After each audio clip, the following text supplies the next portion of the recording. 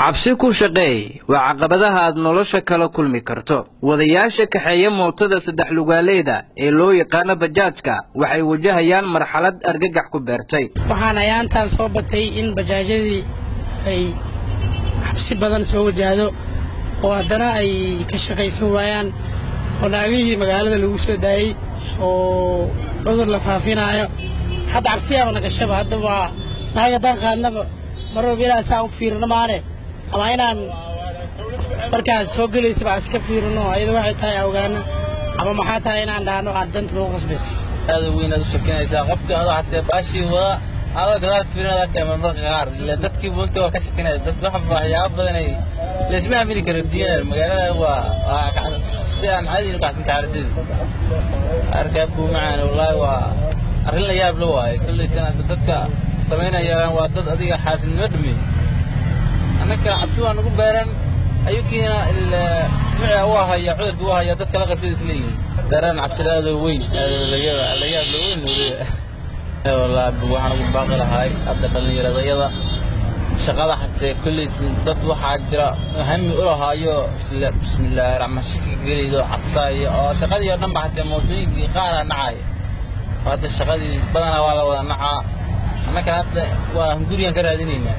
waxaa muddooyinkii dambe soo shacbaxay in wadayaasha bajaajka lagu durayo cirbad xambaarsan cudurka halista ee HIV/AIDS. dhacdadii ugu dambeysay waxay ka dhacday isgoyska Tarbuunka, balse haweeneydii falkaas ku kacday iyo wiilkii ay durtay intaba ee wadaha bajaajka ka ahaa ciidamada dawladda ayaa gacanta ku dhigay. dhacdada waxaa rabaa in wax laga qabsideeda banaan maxaa yeelay dhacdadii labaad way nagu soo laabatay marna waxay ka dhacday degmada Wadajir goobjoogan ahay tanna goobjoogan ahay degmada Hodan ay ka dhacday isgoyska Tarbuunka maalin ay saas laba 8 saac bar inay qiyaasan jeclahay saas loo wada buuxay wiilkii waa lagu muday cirbadii intii saas loogu muday tabaad meeshii dhan la soo bixisay waa mooto oo ka carro soo gana tiishala waa dhacay tiishala ha Tarbuunka ahayd taas dhacda la yaabay una qatniyo waqti saas aan u dareemay guriga waa carray waxaan iska soo furay daahmooyinka dhan iska soo furay maxay la mootada haday mugday tahay wax walba ku soo qarsoon mugdi daayashna way soo furay mootada saas iftiin u tahay wixii ku soo qarsoon walaal wala arkaad dumarka arrinta joogtaa sidoo kale waxa naga hayso naagna qaadin banaag wallahi ana waa cabsinayna ordilaad soo nabad galnaa waxa soo qaadin banaag maxaa yeelay wax cudur lagu beero jidka lagu beero qiina wiitana oo ku dhimanaysa kalaams. kaxeeyaasha mootooyinka bajaajka waxay rumaysan yihiin in dumarka qaar falkaan ay ku kacayaan balse ay yihiin dumar la soo adeegsaday xilligan. dhalinyaradan xirfadda kaxeynta nolol maalmoodkooda ku dhacsada ayaa dawladda iyo maamulka gobolka Banaadir fariin u diray. waxa sameynaa oo qarash maqla qarash lagu soo siiyo absa maqlabo maxaa yeelay barnaamij qarash lagu soo siiyo oo la soo maalgeliyo soo maleynayo maxaa yeelay qofka dal la qabto hada janjax ma qaray ciidanka ilaa isku dhiibay qofka maxaa yeelay qof meel oo way sidaada baran baaqan oo dira dawladda federaalka oo dira gaar ahaan maamulka gobolka Banaadir injineer Yariso waxaan leenahay arrintan waa in wax laga qabtaa maxaa yeelay aniga shaqan soo raadinayna caruuraan soo tagayna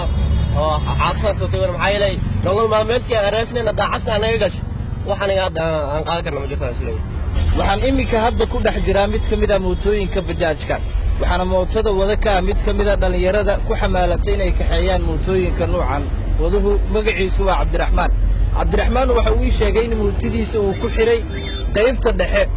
isaga kursiga uu saaran yahay kuraasta kale dadka kale ee mootadiisa soo raacaya shabaq u dhaxeeya sida uu sheegana shabaqa dhawaan ayuu ku xiray sabab la xiriira cabsidan soo badatay la xiriirtay in cirbad lagu durayo wadayaasha. sidoo kale mootadiisa daahman ayaa ku xirnaa daahmankii waa uu ka furay sabab la xiriira isla cabsida caynkan oo kala. Sharmaaka Maxamuud Xuseen Kalson TV Muqdisho.